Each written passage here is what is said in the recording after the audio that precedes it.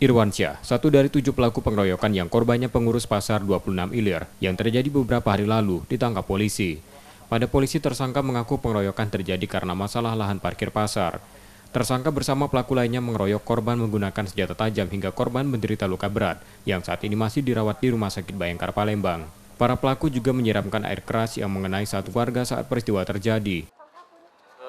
Yang mana tersangka saat ini yang ada di depan kita berjumlah 7 orang, namun yang berhasil kita amankan pada saat ini ada 1 orang yang pada dasarnya mereka saling berebut parkiran di 26 Ilir dan korban mengalami luka bacok. Saat ini korban masih di rumah sakit. Saat ini polisi sudah mengantongi identitas 6 pelaku lainnya, sementara tersangka yang tertangkap ditahan di tahanan Polda Sumsel dan terancam hukuman di atas 5 tahun penjara. Rizky Oktora, Muklas Diferensial, Kompas TV, Palembang, Sumatera Selatan.